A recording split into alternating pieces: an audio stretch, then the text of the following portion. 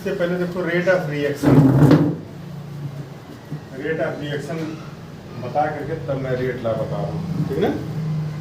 Rate of reaction को फिर एक मरतबा मैं रिपीट कर दूँ। रेट ऑफ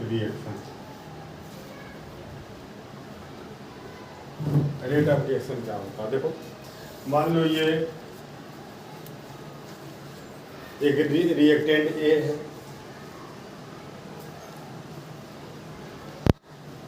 और प्रोडक्ट बन रहा है पी। तो टाइम के साथ साथ इसका जो कंसंट्रेशन की यूनिट क्या होती है? मोल पर लीटर। एक मोल में जैसे मान लो शुगर है, 1 लीटर में अगर 10 मोल शुगर का है तो उसका कंसंट्रेशन कितना हो जाएगा? 10 मोल पर लीटर। NaOH या मान लो नमक NaCl। तो NaCl 1 लीटर में मान लो 200 मोल है तो उसका कंसंट्रेशन कितना हो जाएगा? 200 मोल पर लीटर। तो कंसंट्रेशन की यूनिट मोल पर लीटर ये कंसंट्रेशन की यूनिट होती है। वो यूनिट याद रहे, मोल पर लीटर, ठीक ना। अब देखो धीरे धीरे ये जो कंसंट्रेशन है ए का वो घटता जाएगा और इसका कंसंट्रेशन क्या होगा? बढ़ता जाएगा, ठीक है। टाइम के साथ अगर हम इसका ग्राफ निकालें और ए का कंसंट्रेशन, तो ए का कंसंट्रेशन टाइम के साथ क्या होगा? घटता जाएगा। जब t इक्वल टू 0 था तो ए का कंसंट्रेशन क्या था? मैक्सिमम था। और जैसे जैसे t बढ़ता जाएगा, टाइम आगे प्रोसीड करेगा, वैसे वैसे ये किसमें कन्वर्ट होता जाएगा? p में, और ये घटता जाएगा और ये बढ़ता जाएगा। बात समझ में? तो जब T1 था तो A का कंसंट्रेशन मान लो था ये A1 और T इक्वल टू 1 सेकेंड पर, T इक्वल टू T1 कर लें। T इक्वल टू T1 पर कंसंट्रेशन A1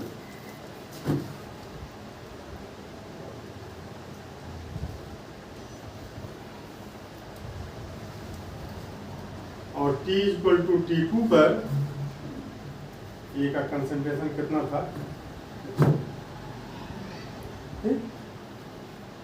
तो डेल्टा T क्या हो जाएगा? T2 minus T1। और डेल्टा ए क्या हो जाएगा? Change in concentration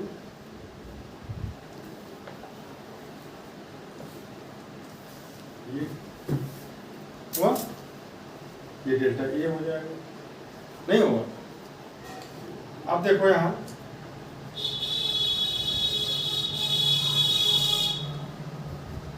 delta A, अब देखो A2 छोटा होगा, इन दोनों में कौन छोटा होगा कौन बड़ा होगा? इसका कंसंट्रेशन घट रहा है, ए का कंसंट्रेशन क्या हो रहा है? ये बदल रहा है बी में ना, तो ये घटेगा और ये बढ़ेगा। तो T1 टाइम के बाद ये इतना था, T2 टाइम के बाद ये घट करके अपना होगा, ये छोटा होगा और ये बड़ा होगा। तो चेंज इन कंसंट्रेशन क्या होगा? Final concentration minus initial concentration. Final concentration छोटा नहीं, तो ये किस में आएगा? ये निगेटिव में आएगा, ये निगेटिव में आएगा। बात समझ में? तो अब उस निगेटिव को पॉजिटिव करने के लिए क्या करेंगे? हम एक और निगेटिव लगाएंगे तो वो निगेटिव क्या हो जाएगा?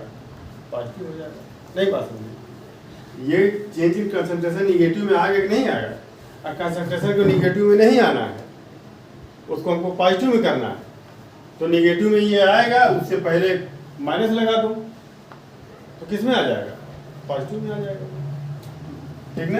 ए का कंसंट्रेशन देखो, जब टाइम टी बराबर यहाँ पर 0 था, इसका कंसंट्रेशन मैक्सिमम था ये। जैसे जैसे टाइम बीत रहा वैसे इसका कंसंट्रेशन क्या हो रहा है? घटेगा। ये ऐसे आएगा, ये ऐसे आएगा। जैसे जैसे टाइम आगे बढ़ रहा है वैसे वैसे ये कम हो रहा है। ठीक है? ऐसे इसका कंसंट्रेशन घटता जाएगा और इसका कंसंट्रेशन क्या होगा? बढ़ता जाएगा। इसका कंसंट्रेशन बढ़ता जाएगा, ये, और इसका कंसंट्रेशन घटता जाएगा और इसका कंसंट्रेशन बढ़ता जाएगा। ठीक ना? इस पॉइंट पर देखो दोनों कंसंट्रेशन क्या होंगे? सेम हो गए। दोनों का कंसंट्रेशन इस पॉइंट पर इक्विलिब्रियम की पोजीशन में चला गया। इक्विलिब्रियम की पोजीशन में जाने का मतलब ये है कि जितना ये बन रहा है उतना फिर ये ए में कन्वर्ट हो रहा है। रिएक्टेंट प्रोडक्ट में बदल रहा है और प्रोडक्ट उसी स्पीड से रिएक्टेंट में चेंज हो रहा है। Reversible reaction.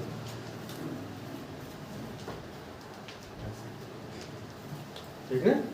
तो अब इसका कंसंट्रेशन क्या हो जाएगा? कांस्टेंट हो जाएगा। तो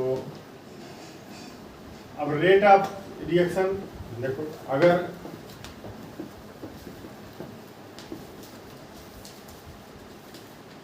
ये जैसे 2a plus 3b equal to 2c plus d मान लो है। ठीक? तो इस पर आप रेट ला लगाइए। ये rate of reaction,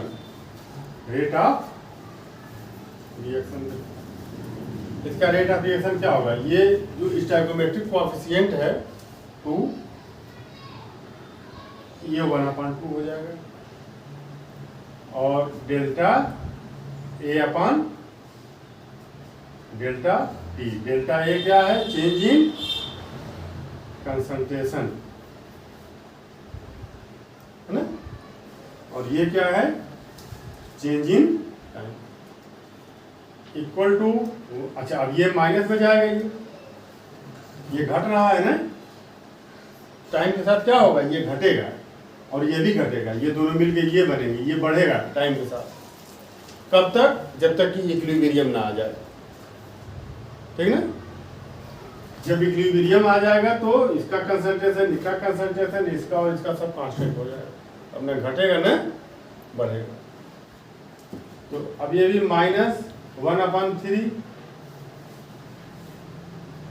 delta B upon delta T. अब ये इक्वल टू, अब यहाँ माइनस नहीं लगेगा। क्यों नहीं लगेगा? ये तो इंक्रीज कर रहा है, बढ़ रहा है ना, तो फाइनल अपॉन इनिशियल क्या होगा? पॉजिटिव आएगा। यहाँ 2 है, वहाँ 4 आ गया, 4 में से 2 माइनस करोगे तो पॉजिटिव आएगा। तो 1/2 delta C upon delta T equal to, ये 1 है, 1/1 delta D upon delta T. ये इस पर लगाएंगे। ठीक ना? ये एवरेज रेट ऑफ रिएक्शन है। ठीक है? अब आपसे पूछा जाए इंस्टेंटेनियस रेट ऑफ रिएक्शन क्या होगा, तो डेल्टा की जगह क्या लगा देंगे? डी लगा देंगे। ये एवरेज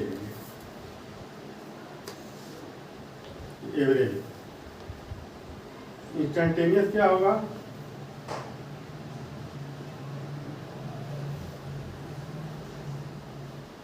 इंस्टेंटेनियस आर होगा। ये क्या हो जाएगा? -1/2 dA/dt -1/3 dB/dt 1/2 dC/dt और ये क्या हो जाएगा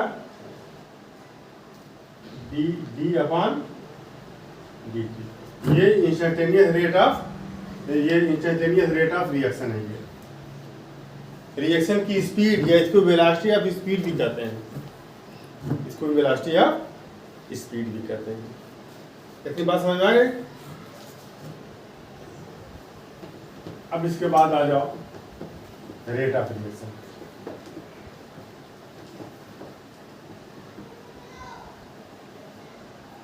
वो रेट ऑफ रिएक्शन ही था। अब इधर तो रेट ऑफ रिएक्शन आ गया dA/dt, ठीक है। और देखो रेट ऑफ रिएक्शन निकालने का अब दूसरा तरीका क्या है, उसको भी देख लिया जाए। रेट ऑफ रिएक्शन निकालने का दूसरा तरीका क्या है, ठीक।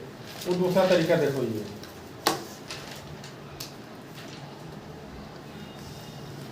मान लो ये 2A + B ये बन रहे हैं प्रोडक्ट। ये प्रोडक्ट है, 2A + B प्रोडक्ट हो रहा है, ठीक है। तो देखो यहाँ एक साइंटिस्ट थे, उसका नाम था गुल्डबर्ग एंड वेज।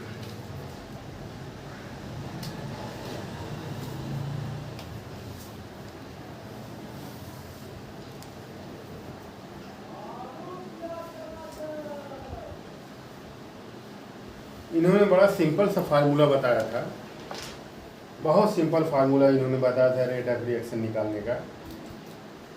उन्होंने ये बताया कि देखिए इसके बाद ये जो कोएफिशिएंट है, ठीक है,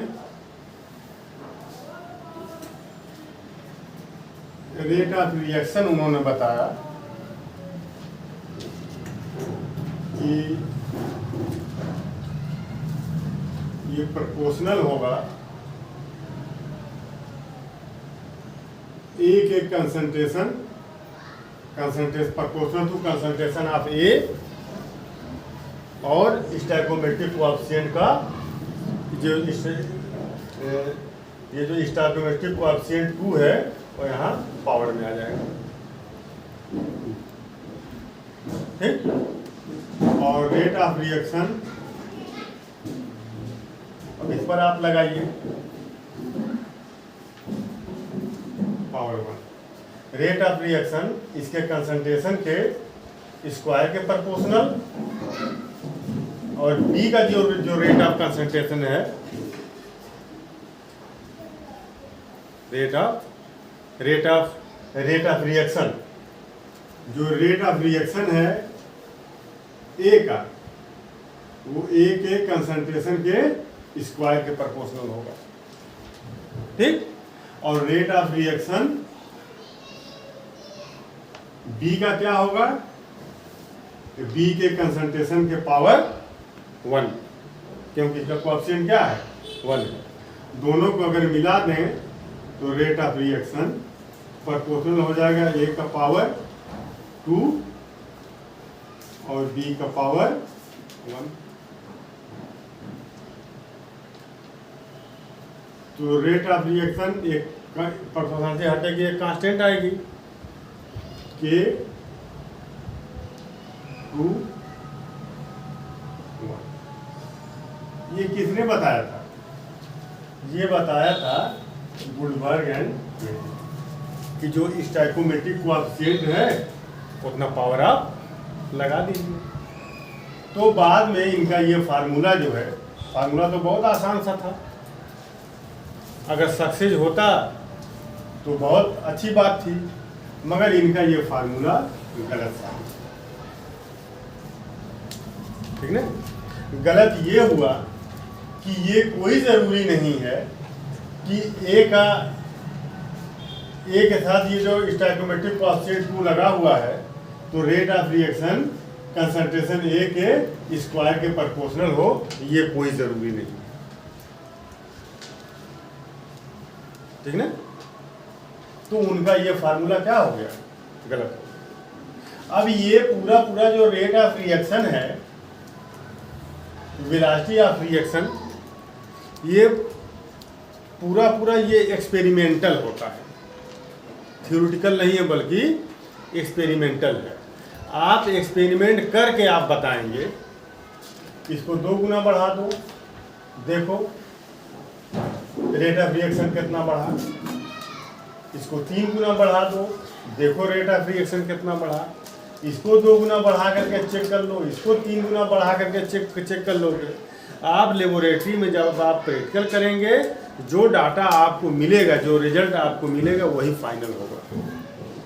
ऐसे हम नहीं कह सकते हैं कि 2 लगा हुआ है तो इसका पावर 2 हो जाएगा, ये 1 इसके साथ है तो इसका पावर 1 हो जाएगा। ये एक्सपेरिमेंटल होता है, ये पूरा पूरा ये एक्सपेरिमेंटल होता है। बात समझ में आई? तो आप एक्सपेरिमेंटल का मतलब ये है कि मान लीजिए ये ए प्लस बी क्या बनेगा, सी, या प्रोडक्ट कोई बना, ठीक है। तो ऐसा हो सकता है कि ए का कंसंट्रेशन आप डबल करें तो रेट ऑफ रिएक्शन डबल हो जाए, रेट ऑफ रिएक्शन डबल हो जाए। तब हम क्या कहेंगे, हम ये कहेंगे कि रेट ऑफ रिएक्शन प्रोपोर्शनल है ए के कंसंट्रेशन, है ना, ए के कंसंट्रेशन के पावर 1। इसको डबल किया, रेट ऑफ रिएक्शन डबल हो गया, इसको ट्रिपल किया, रेट ऑफ रिएक्शन ट्रिपल हुआ, इसको 10 गुना किया, रेट ऑफ रिएक्शन 10 गुना हुआ। इसका मतलब डायरेक्टली प्रोपोर्शनल है, ठीक। और देखो ऐसा भी हो, उसके बाद आपने फिर प्रैक्टिकल किया कि बी के कंसंट्रेशन को आपने 2 गुना बढ़ा दिया तो रेट ऑफ रिएक्शन 4 गुना बढ़ गया। बी का कंसंट्रेशन 2 गुना बढ़ा देने पर रेट ऑफ रिएक्शन 4 गुना बढ़ गया। 2 टाइम्स बढ़ाने पर 2 2 जा 4 टाइम्स बढ़ गया। 3 टाइम्स बढ़ाने पर 3 3 जा 9 टाइम्स बढ़ जाए। 4 टाइम बढ़ाने पर 4 4 जा 16 टाइम बढ़ जाए। अगर इस तरह का एक्सपेरिमेंटली ऑब्जर्वेशन आपको मिला तो इसका मतलब ये हुआ कि रेट ऑफ रिएक्शन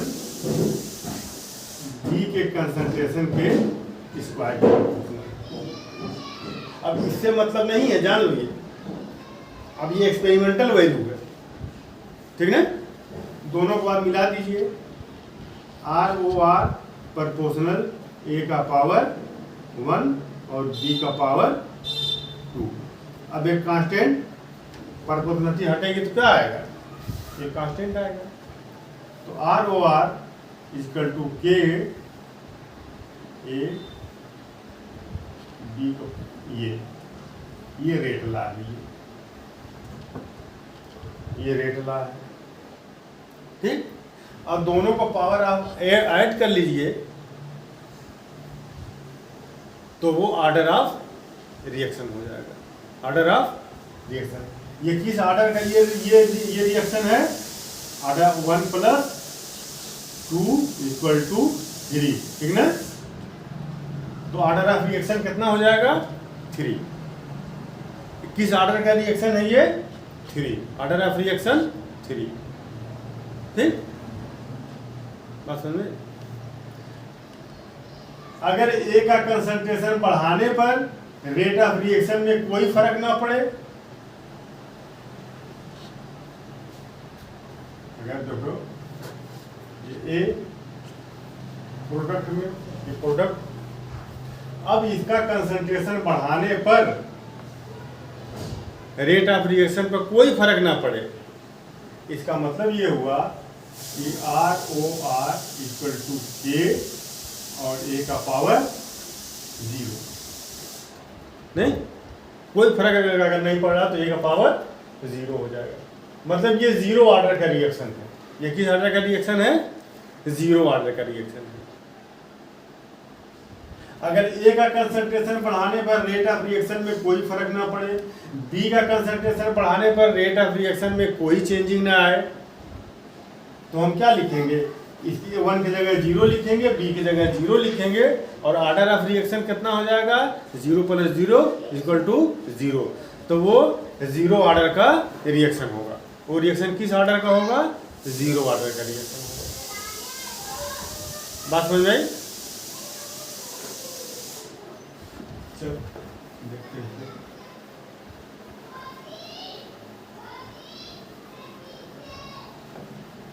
अब देखो, इतनी बात समझ में आ गई?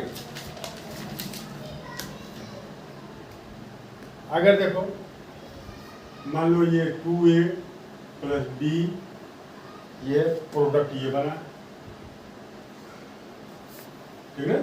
अब हमने ये आपसे बता दिया कि ये जो 2 जो इसका कोएफिशिएंट है, ये कोई ज़रूरी नहीं है कि इसका पावर रेट ऑफ रिएक्शन इसके कंसंट्रेशन के स्क्वायर के प्रोपोर्शनल हो। यहाँ 2 लगा, गुणवर्ग वाला फार्मूला नहीं चलेगा, ठीक।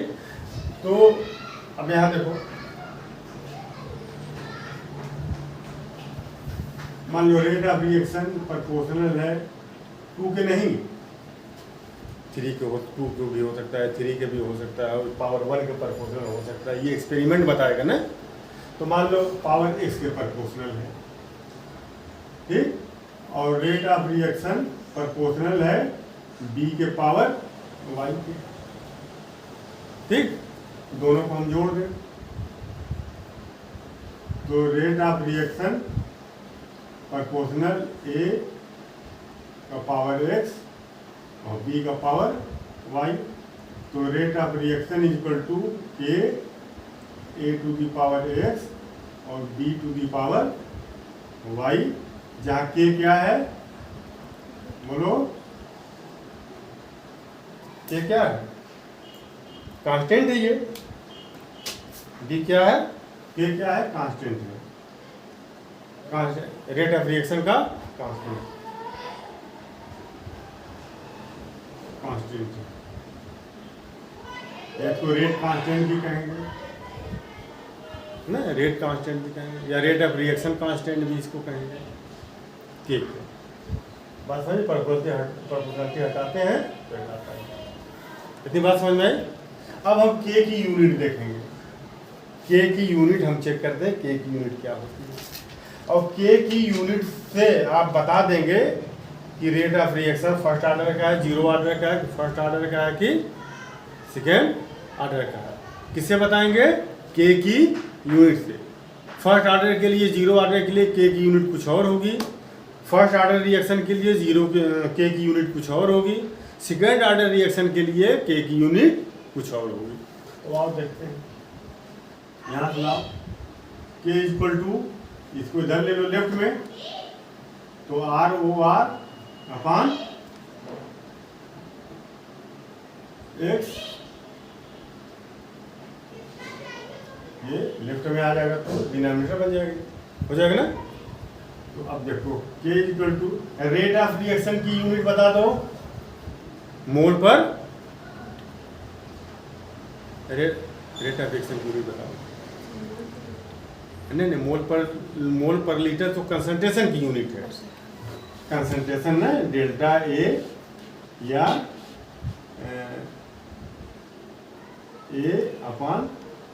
डेल्टा t पढ़े ना, डेल्टा A/डेल्टा t, यही है ना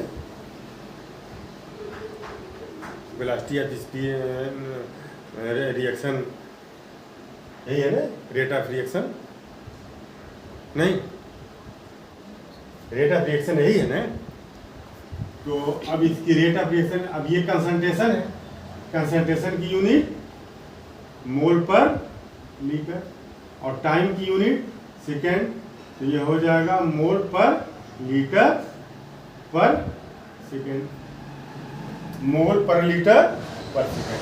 तो पर सेकेंड है ना, मोल पर लीटर पर सेकेंड, या आप इसको ऐसे लिख लो, मोल पर लीटर पर सेकेंड। तो रेट ऑफ रिएक्शन की यूनिट मोल पर लीटर पर सेकेंड। यहाँ लिखें यूनिट, मोल पर लीटर पर सेकेंड, हो गया, अपान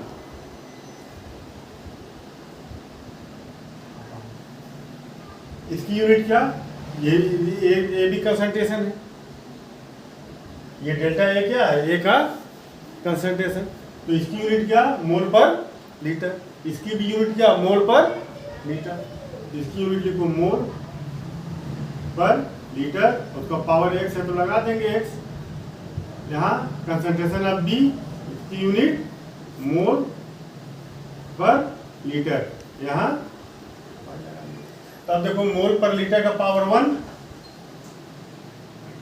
मोल पर लीटर का पावर x, ऊपर जाएगा तो माइनस x हो जाएगा, मोल पर लीटर का पावर y, ऊपर जाएगा तो माइनस y, बेस देखो सबका सेम है, तो K इक्वल टू मोल पर litre power 1 minus x minus y, हो गया, मोल पर लीटर, मोल बेस सबका सेम है, ये ऊपर जाएगा माइनस हो जाएगा, ये भी ऊपर जाएगा माइनस हो जाएगा, ये प्लस, ठीक। और यहाँ क्या बचा, पर सेकेंड, बात समझ में आई नहीं, तो K इक्वल टू हो जाएगा मोल पर लीटर, 1 माइनस कॉमन ले लो तो ये x प्लस वाई हो गया, बोलो माइनस कॉमन लेंगे तो अंदर का निशान क्या होगा, चेंज हो जाएगा, ठीक, और पर सेकेंड, पर सेकेंड,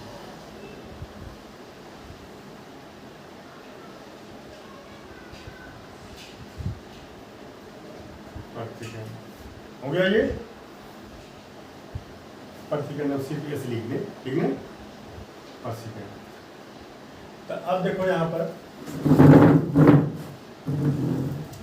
इसका ऑर्डर कितना होगा, बताओ, इसका ऑर्डर कितना होगा, पावर को ऐड कर देते हैं, वही ऑर्डर ऑफ रिएक्शन होता है, तो order of reaction n equal to X plus Y, है ना, एक्स प्लस वाई क्या हो जाएगा, ऑर्डर ऑफ रिएक्शन जैसे उसमें हमने बताया था 1 + 2, ऑर्डर ऑफ रिएक्शन 3 आया, तो x प्लस वाई की जगह क्या रखते हैं हम, n, जहाँ n क्या है, ऑर्डर ऑफ रिएक्शन, तो ये आपका हो जाएगा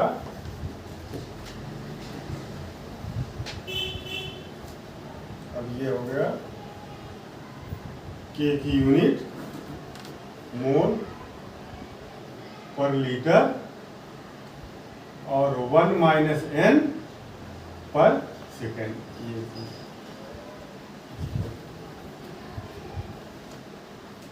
ठीक, बस समझ में, ये फार्मूला समझ में आए।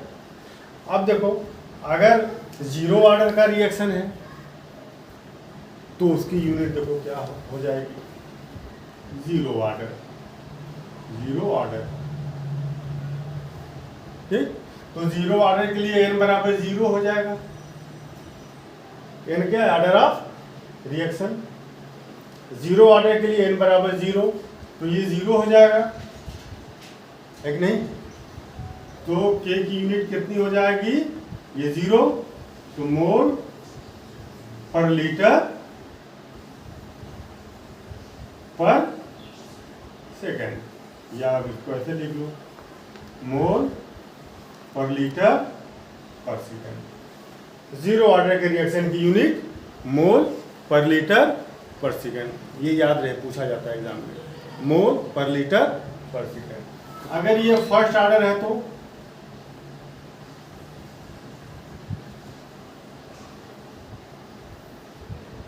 अगर फर्स्ट ऑर्डर रिएक्शन है तो n इक्वल टू कितना हो जाएगा, 1, तो यहाँ जब 1 रखेंगे तो 1 से 1 कैंसिल हो जाएगा, 0 हो जाएगा यहाँ, और किसी का पावर 0 कितना होता है, 1, नहीं, किसी का पावर 0 कितना होता है, तो ये पूरा क्या हो जाएगा, ये 1 हो जाएगा, तो क्या बचेगा, पर सेकेंड, पर सेकेंड, तो फर्स्ट ऑर्डर के रिएक्शन की यूनिट पर सेकेंड, ठीक है ना। आप यूनिट से बता देंगे कि ये रिएक्शन किस ऑर्डर का है, या ऑर्डर ऑफ रिएक्शन दिया हुआ है तो उसकी यूनिट हम बता देंगे। फर्स्ट ऑर्डर रिएक्शन की यूनिट पर सेकेंड, जीरो ऑर्डर रिएक्शन की यूनिट मोल पर लीटर पर सेकेंड। ठीक, अगर ये सेकेंड ऑर्डर का रिएक्शन है तो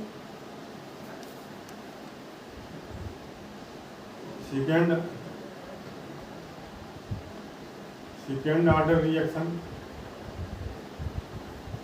तो सेकेंड ऑर्डर रिएक्शन के लिए ये क्या हो जाएगा, ये 1 माइनस 2, तो 1 माइनस 2 कितना होगा, -1 नहीं होगा, -1 होगा।